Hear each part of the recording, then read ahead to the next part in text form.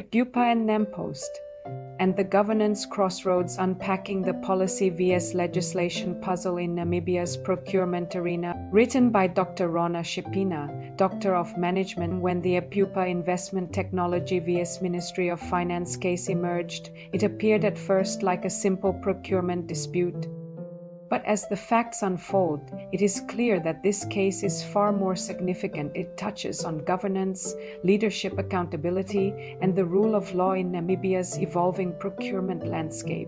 A reader, Mr. Neke, recently asked 6 sharp questions that cut to the core of this issue, questions that demand transparency, context, and answers grounded in both law and principle.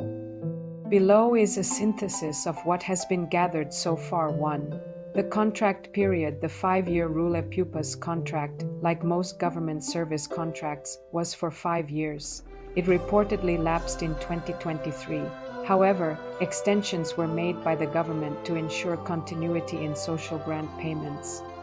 The last extension was requested by the Ministry of Finance until November 2025, but was later retracted to September 2025, a change that left Epupa uncertain about its operational future.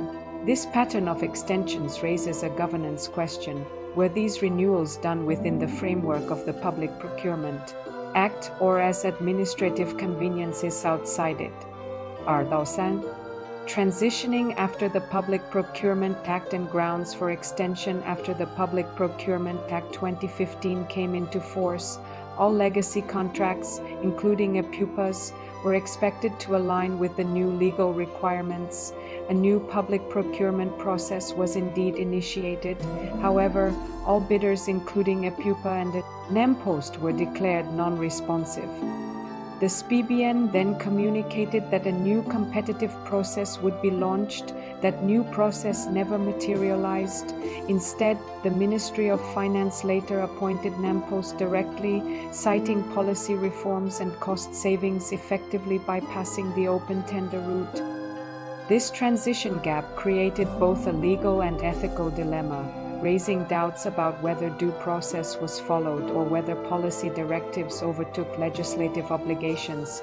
For continuity and competitive fairness, the government's intent to continue services was legitimate. Social grant disbursement is a national lifeline.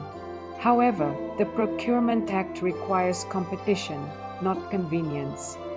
By maintaining Epupa's contract through ad hoc extensions and later moving to NamPost without reopening the competitive bidding process, the principle of fair competition may have been compromised.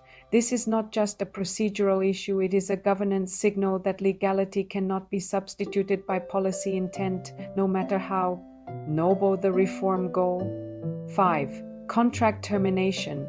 Reasonable expectation and legal challenge. Epupa's challenge in court is not only about the cancellation of a contract, it is about reasonable expectations. The company argues that it was led to believe that its contract would continue until a proper transition occurred. It had invested in operational capacity and workforce retention based on that understanding. The ministry's sudden cancellation caused financial and legal harm. In essence, Epupa's legal position is that policy directives cannot nullify rights or expectations created under law, especially when such decisions have economic and employment consequences. 6. Execution by public entity. The Section 34 question. Many observers assumed the ministry used Section 34 of the Procurement Act, the execution by public entity exemption, to justify NamPost's appointment. However, evidence suggests otherwise.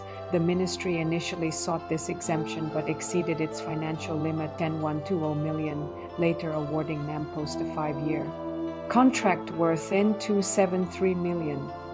If confirmed, this would mean the exemption was stretched beyond its lawful threshold, making the appointment legally vulnerable. Governance lessons. This case is not about Epupa or NamPost alone, it is about Namibia's governance maturity. It exposes a growing tension between law and policy, efficiency and fairness, and reform and legality. Every procurement decision sets a precedent. If laws are bent for one project, public confidence in the entire procurement system erodes. Closing thought: the Epupa NamPost saga is not just a tender dispute, it is a test of integrity, accountability, and leadership under the rule of law. While government reform seeks efficiency, it must never come at the expense of legality. Because in governance, the road paved with good intentions can still lead to poor accountability. By Dr. Rauna, Shipena, DM. Thank you for watching. Subscribe, share, like, comment. Visit our bookstore wraisestore.com.